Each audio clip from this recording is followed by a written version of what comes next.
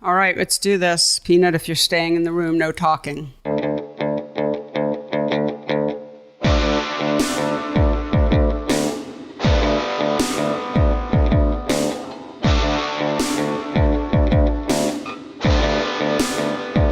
Welcome to the Photo Work Podcast, the talky and potentially very touchy-feely version of my book, Photo Work, 40 Photographers on Process and Practice.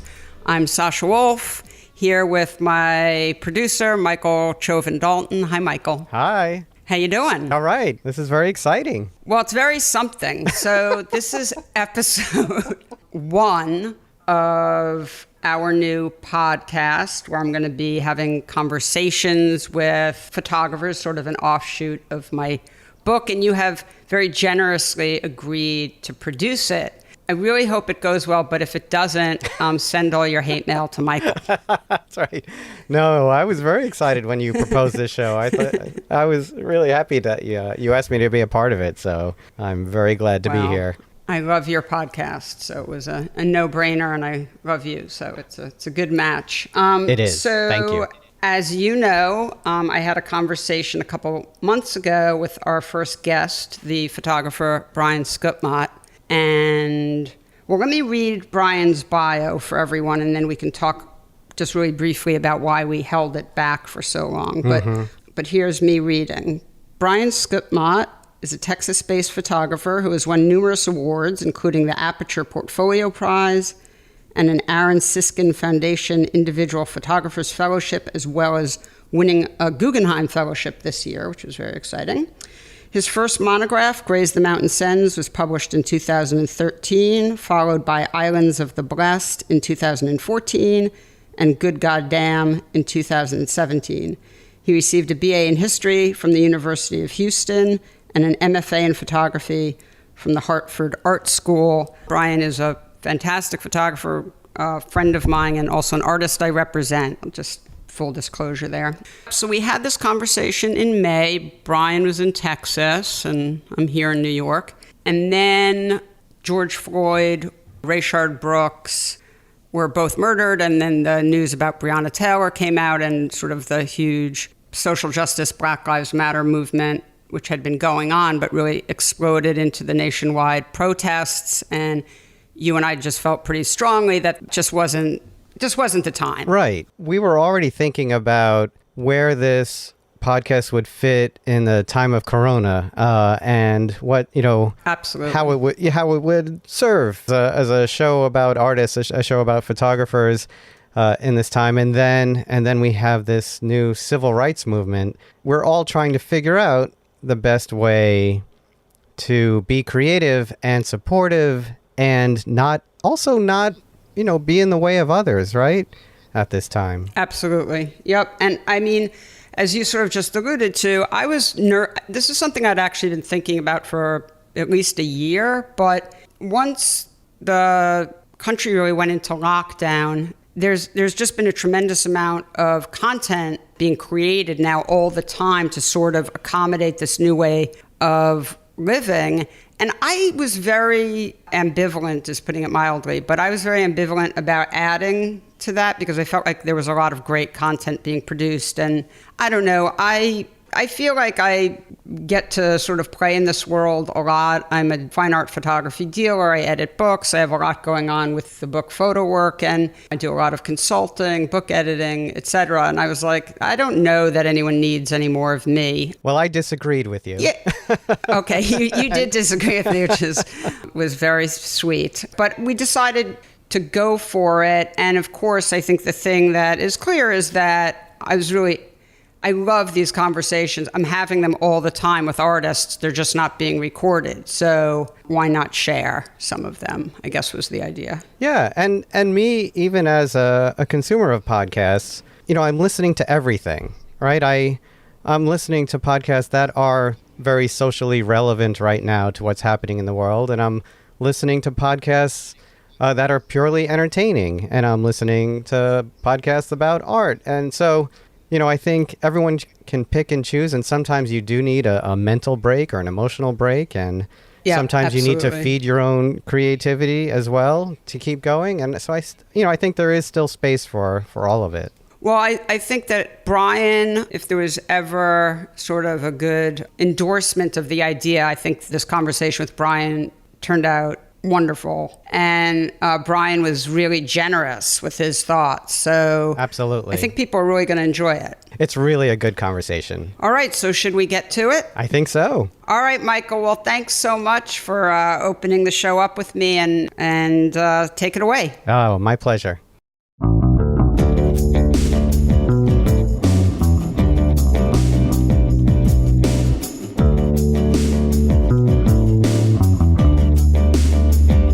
Bryan, I'm so happy to be talking with you. As I told you when we talked the other day, I've just been, really wanting to have these more existential conversations. And then with the pandemic, at one point I just wanted to have really sort of meaningful conversations with people. I just had no head for, I don't know, right weight stuff. And yeah, so it just pushed me more towards wanting to do this.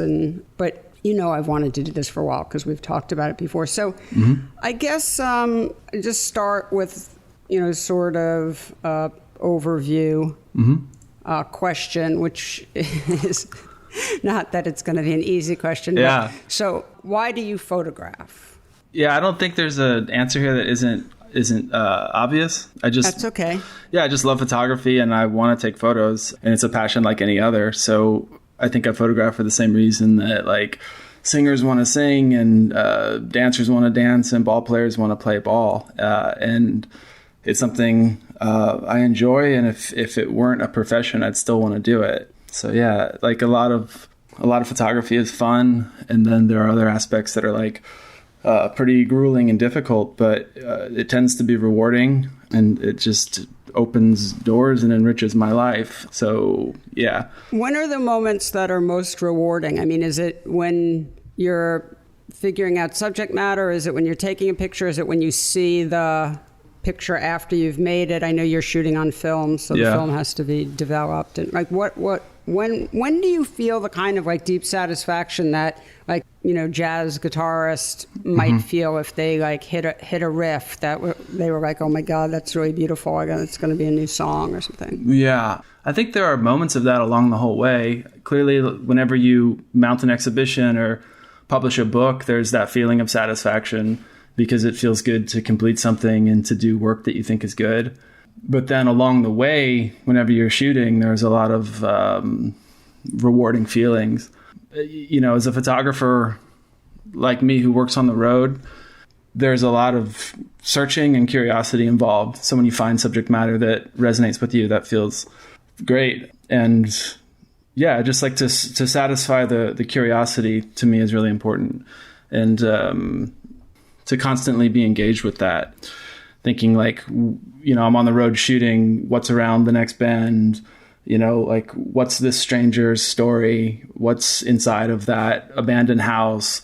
Like what will the light look like in this canyon when the sun rises? So there are all these like curiosities that need to be satisfied. And whenever you capture something or engage with it just as an experience, it can be rewarding. But then I think, the exhibitions and the books, those are a different kind of fulfillment. Do you find yourself when you're out shooting, when you're on the road, are you laying in bed at night thinking about how you're going to set up a shot and just like obsessing over it, and then you get to it and you achieve that and there's deep satisfaction right there in that moment?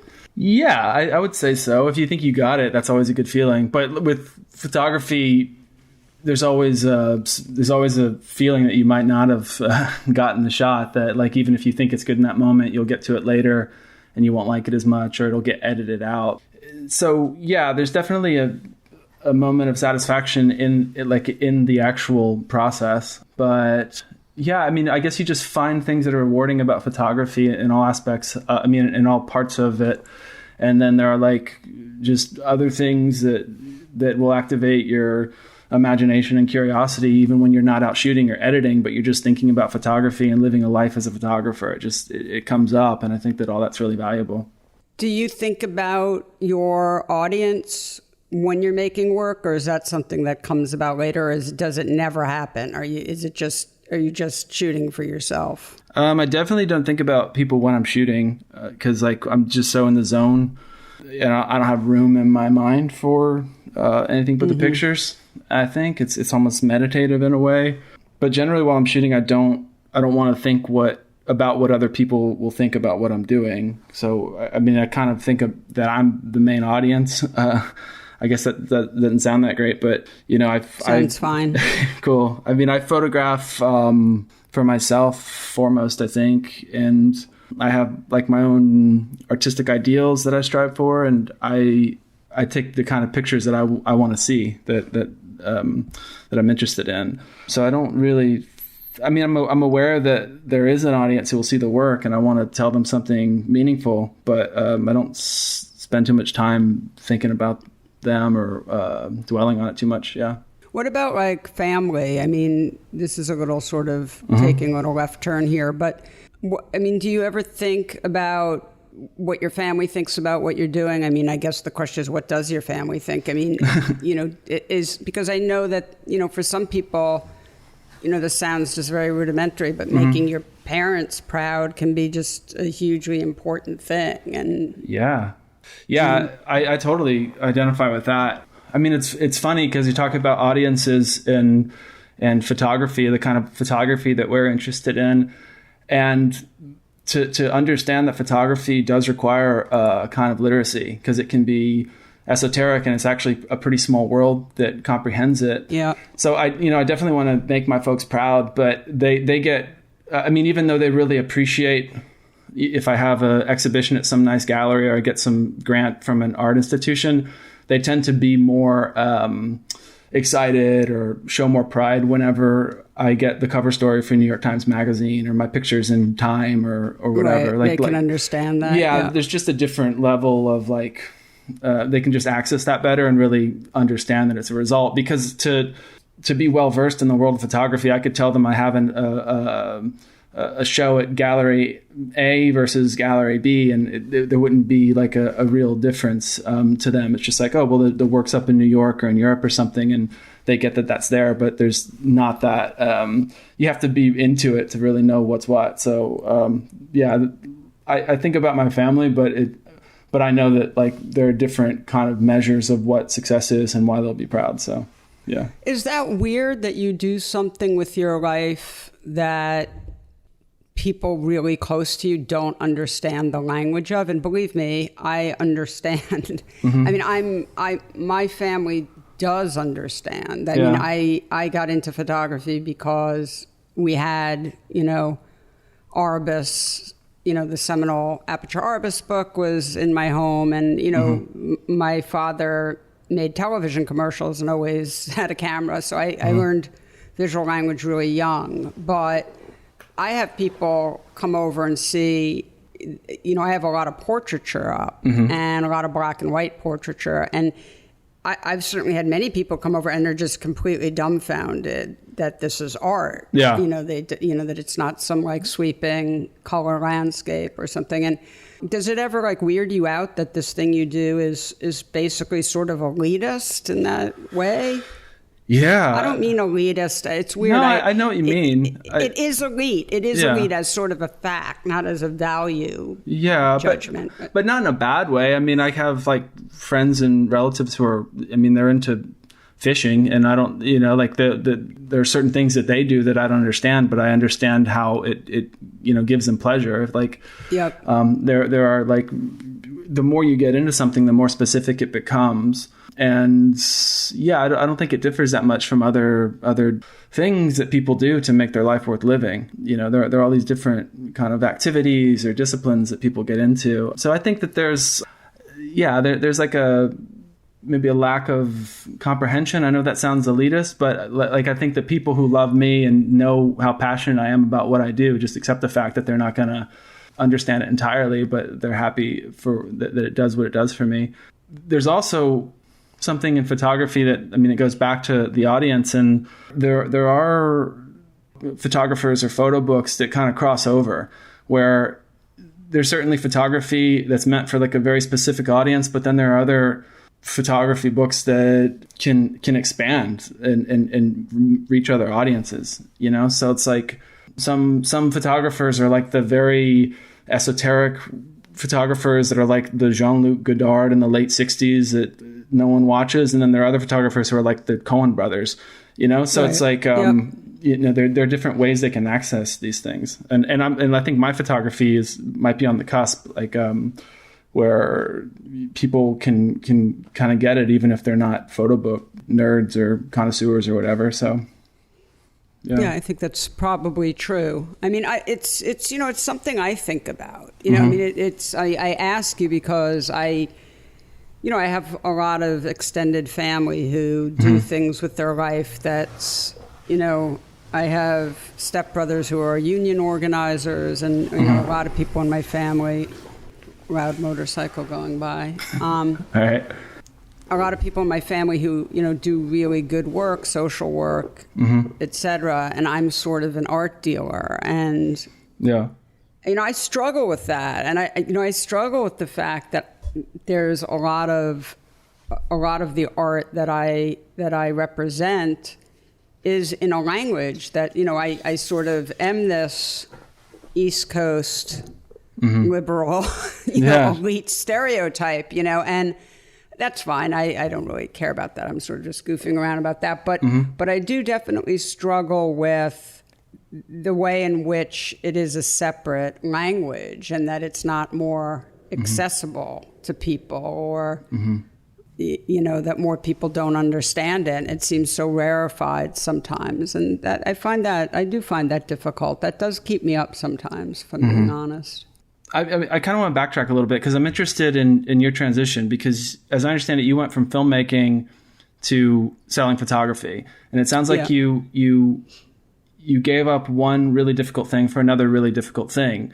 So there must be ways that you think that photography is really important as to deal it. So I mean, does that translate into what you're thinking about? Yeah, like with the difficulty? It was definitely an out of the frying pan and into the fire sort of situation. Yeah. But I do really, well, there were two things. I really value it, and I think it's incredibly important, and we can come back around to that. And also just to tap at what you said earlier, I love it. You know, like pure and simple, I love it. Yeah. So it, you know, it's really, visual language is really important to me. And, you know, I'm a very visual, I love my surroundings to be beautiful. I love to look at beautiful and stimulating things. I don't have clutter. Like I have all these bookshelves in my living room, and there's no books on the bookshelves. I just have, you know, because I want you to see the artwork. And so I do everything to just, you know, keep it so that it's a really soothing and easy experience. You're not going to get distracted. And so I really love it. It means a lot to me. It's very stimulating to me. Yeah. I believe very strongly, you know, when I hear people say that they don't think art can make a difference, and I hear artists say this a lot, I think it's a defense mechanism, but I don't agree with that. I mean, I think it's incredibly important, and I mean, I've never said this publicly, but it's not a secret that my only, you know, blood sibling died when I was 17, and I really, really struggled emotionally. I was in a really dark place,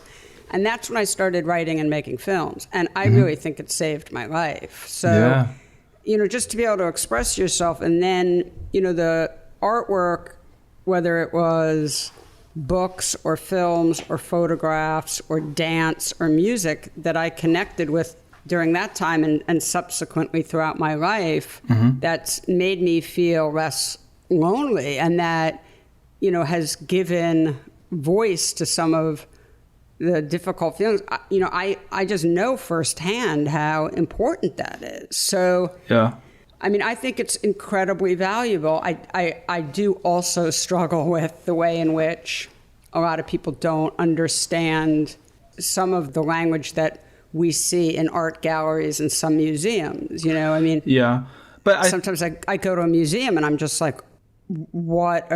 Yeah, Like, but I mean, that does something for some people. And I think, like, we all need this. Like, you talked about your relative who was a union organizer, and that's awesome. And I'm sure, they're doing really important work and making sure that people have safe working conditions and good benefits and all this. But after that worker's done with work, that worker needs to go home and be nourished in terms of the spirit. And I think that, art does that, and whether it's music or painting or whatever, or photography.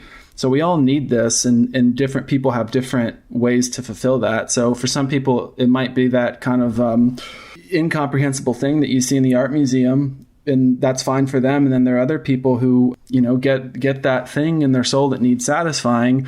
They get that satisfied through completely other things, whether it's maybe like more popular culture or even sports. Like there's beauty and meaning in sports too, I think. So, I mean, I feel like using the word elitist can be kind of unfair, because it's a lot of it's all doing similar things in terms of like what people need beyond just the essentials of life. So I don't know. I mean, I don't think that there should be too much conflict in your heart and mind about what you're doing, because it just serves a different audience, Yep. Well, I agree.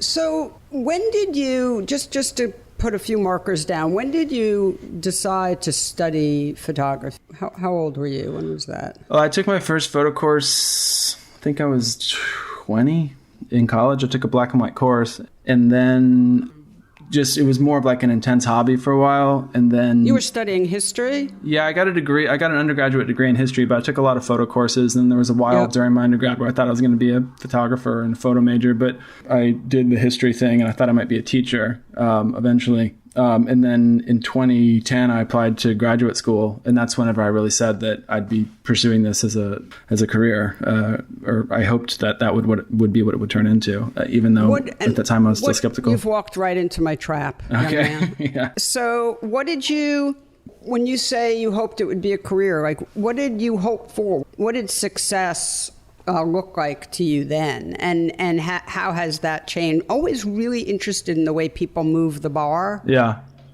So what did it look like to you then, and what have been like milestones of moving the bar for you? That's a great question. I wasn't one of these art students that had really grandiose plans for the future. I didn't think that I would make, a living off of it necessarily. I think that's really good, by the way, but we can back around. I think a lot of people have ideas that are unrealistic, and I never really fell into that. And I thought that I might do something involved with photography, but not photography full time. After I finished grad school, I moved to New York, and did some art handling and then photo assisting, and then the doors opened and I was able to pursue photography full time. And I didn't know that I ever really expected that. I was pretty bold, and I asked for things. What were those doors? What were those doors opening? What happened? So I got someone to agree to publish the book, and then I won the Aperture Portfolio Prize. And after that, I started getting a lot of print sale requests, and I started seeing the way that I could make money off photography, which would allow me to do more photography. So to me, that's success, is just it being a self-sustaining pursuit. Yep. Where, if I can be a full-time photographer, then that's awesome. I don't know that I ever really anticipated that. But then, like, in terms of the transition of success, like everything that's happening in my life with photography are things that if you told my younger self this would happen, I wouldn't believe you. But by the time it happens, you've been working toward it. So it's like you're hiking up the mountain, and you see the view evolve and come into, become reality. So by the time good things happen in your career, you kind of expect it. So, or you've worked for it, or it begins to make more sense. So yeah, there's a huge, breach between what I thought a life in photography would be and what it actually is.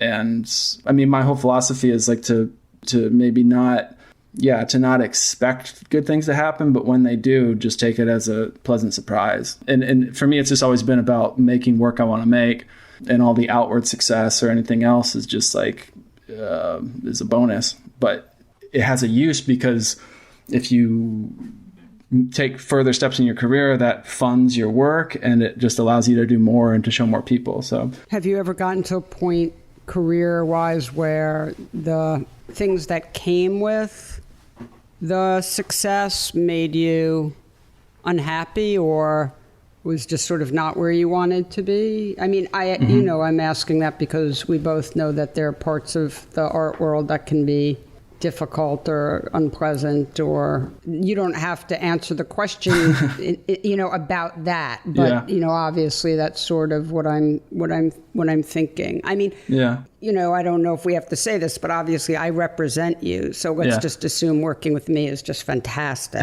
Right. But other than that, has there been, or working with photo editors or, at magazines, or like what difficulties have come up? I don't have a long list of grievances. I mean, there are aspects of photography that are kind of hard, or you'll have some hurdles, but I can't think of really specific things that have come with the success that bother me a lot. I mean, I guess I just don't let myself get upset by things too often, and I just, if I'm dealing with a problem, I just plow through it and just try to keep steady, making work, and doing what I want to do. So I'm sorry, that's not the best answer. I don't know if it's a great answer. Yeah. No, it's a great answer because I actually think it's all part and parcel of what you're saying. It's it's part of a general attitude, which is that you're going to climb the mountain, you're going to enjoy climbing the mountain, or you wouldn't climb the mountain. Mm-hmm.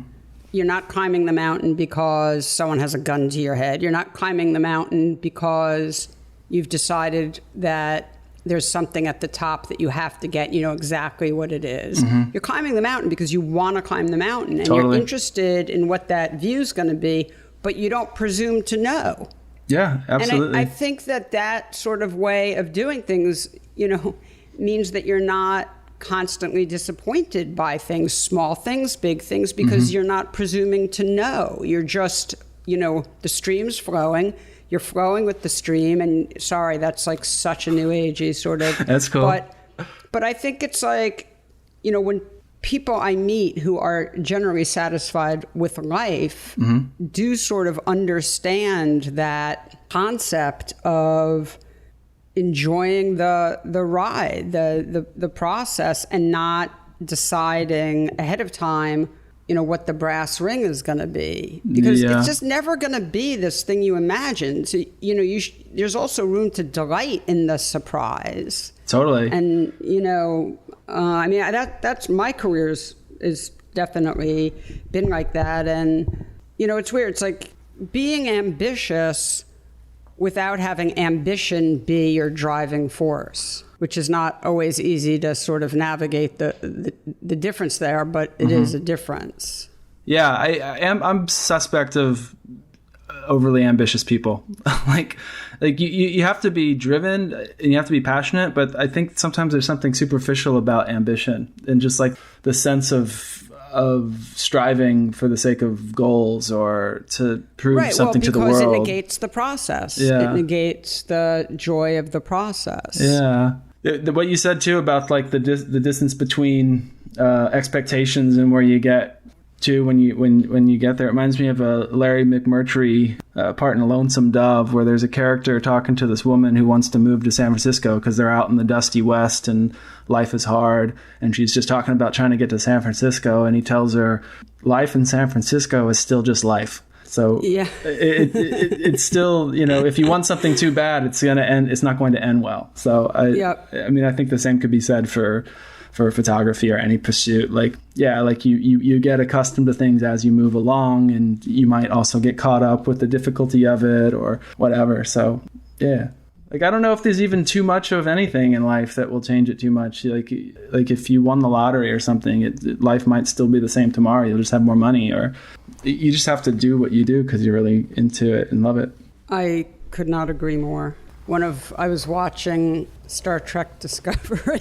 This is one of my pandemic shows, and I love it. By the way, I'm just going to cop to loving it. Yeah. And one of the characters said, another character was trying to, achieve something and was spinning out and whatever. And one character said, the only way to make a new road is to walk it. Yeah. And I was like, oh, hell yeah. Some wisdom from Star Trek Discovery, man. See, I was people totally into it. People can get their creative what they need from the arts in all different places, and you got some from totally. Star Trek. So Well, listen, I'm the first person who will, argue that there's like incredible artistry in a lot of, lowbrow television. yeah. Never in my life have I been the person who's been embarrassed to watch television. I've always thought it was an amazing art form. Oh, I love television, and I in the same way I sometimes don't trust overly ambitious people, I also don't trust people who don't have TVs. It's like, what you know what you're missing out on, right? There's so much great stuff coming on the TV, and you don't even have one. Well, what's not to like? Yeah. It's a story in pictures. I don't, Yeah.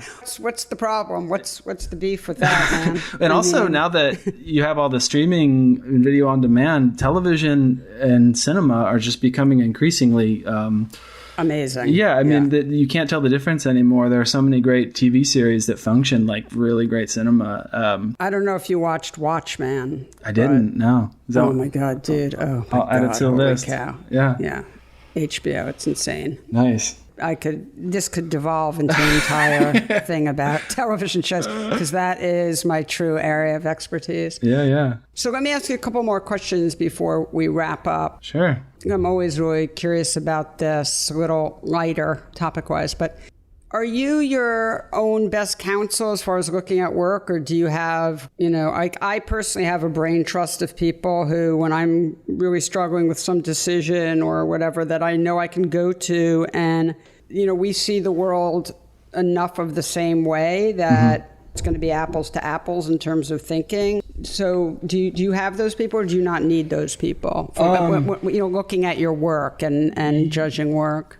Yeah, I haven't thought about it all that much. I think I must think I'm pretty good at assessing my own work, because I don't solicit opinions all that often. No, you don't. Not even mine. Yeah, sorry. It's just, no, it's okay. It's really funny. You're one of my only artists who, I have a handful who sort of are, yeah, I don't need me. I don't know what it is. I don't know if it comes from like an independent spirit or stubbornness, maybe. I have like a few friends I'll show work to casually. Yeah. And then occasionally I'll show work that's nearly completed, and if like I have an exhibition layout or like a book that's about to be published, then I might show some people to like some really trusted eyes. But like I'm kind of wary of too many opinions, because you edit the work and then you have to edit the input about the work, because you can show the work to one person who says something like, oh, this picture needs to be in, or the theme of this is resonating with me in this way.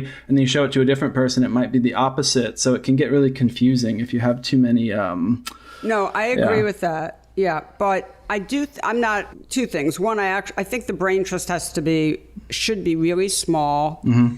And I don't think anyone should say this has to be this or this. It's just like, here's what I'm feeling. But the brain trust, you really want to have super, super similar, like sort of taste, for lack of a better word there. But I also would say, have a theory that Sure.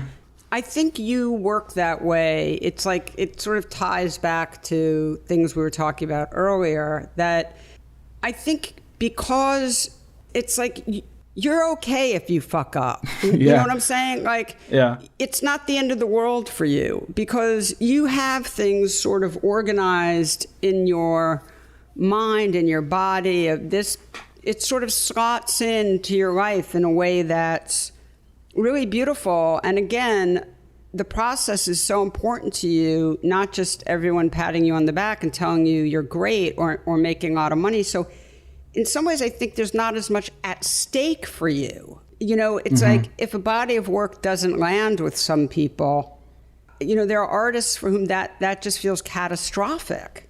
But I think you would just sort of dust your shoes off and go on to the next thing. I mean, does that sound right? Or yeah, I think so. I mean, I don't want to make it sound like I'm not really into what I do or passionate about what I do, but I do. No, that's not at all. No, I know that's not what you're saying, but what I'm saying is that there's just a lot more to life than these pursuits. Like, I absolutely love photography. I think I've been really clear about what it does for me, how it enriches my life, how it lifts me up time and again.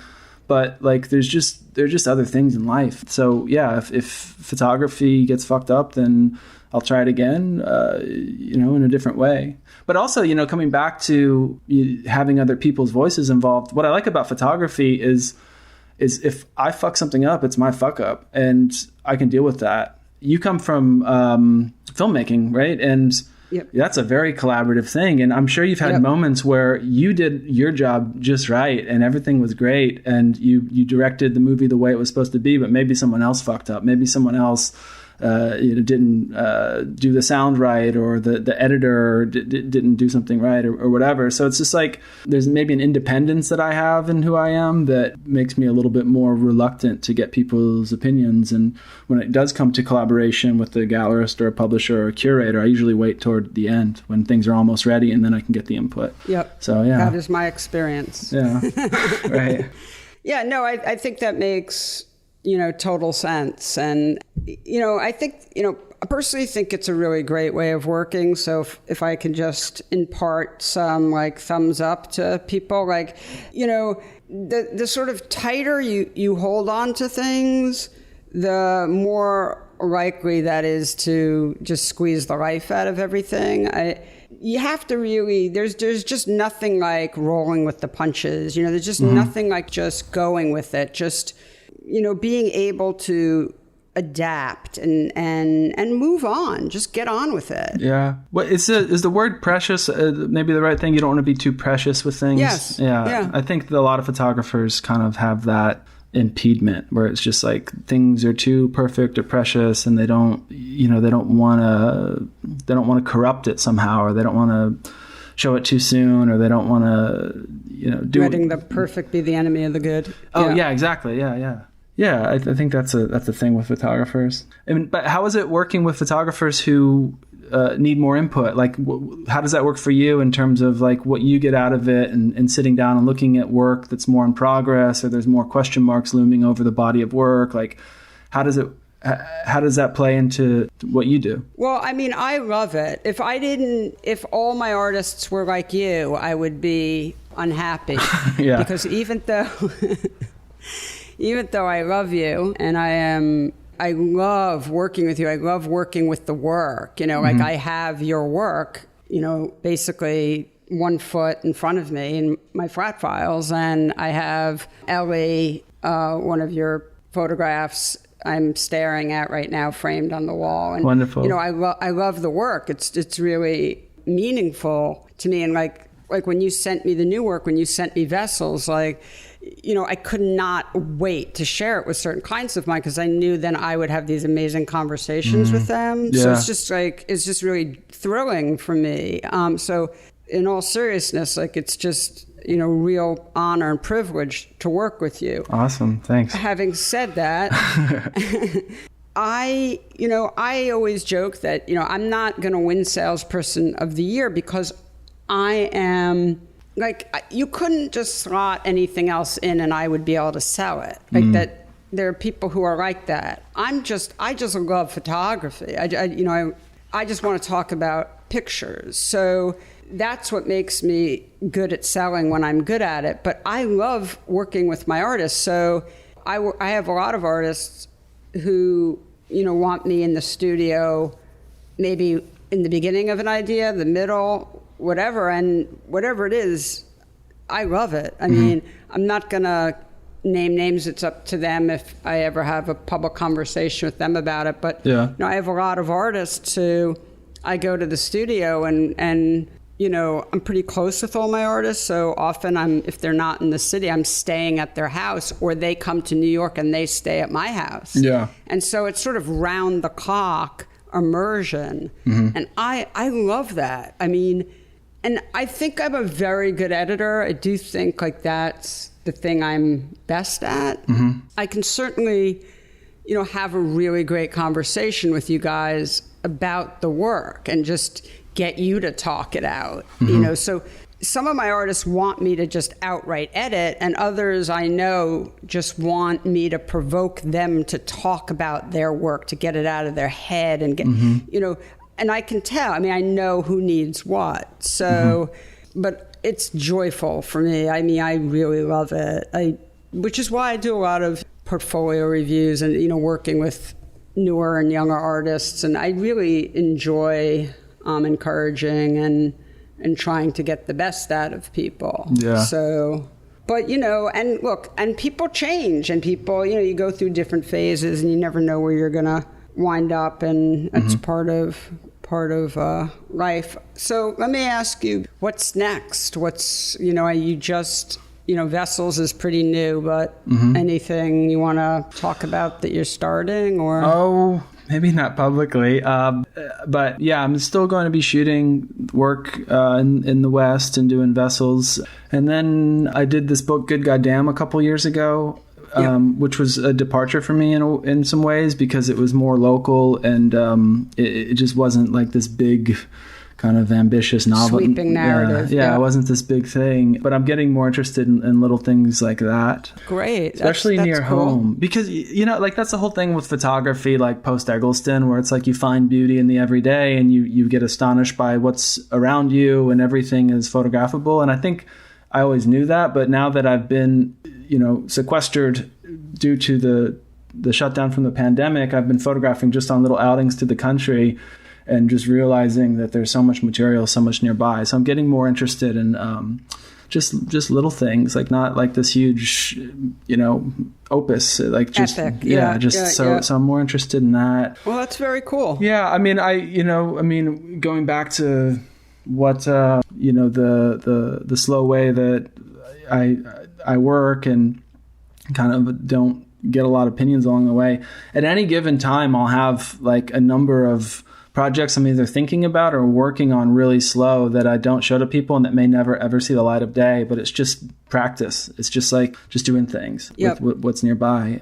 So I photograph pretty regularly, even though I don't always like put a lot of time into like the big main projects. Yep. But yeah, Texas and local has been more of an inspiration lately, and I'm also getting more and more interested in the Great Plains. I did some photos back there like 10, 15 years ago, and I just keep coming back to it, and there's a gravitational pull that the Great Plains has to me. That's sort of where we started our conversation, talking about that sort of excitement about something. And I asked you, did things keep you up at night? It sounds like what you just said. Oh, totally. Yeah.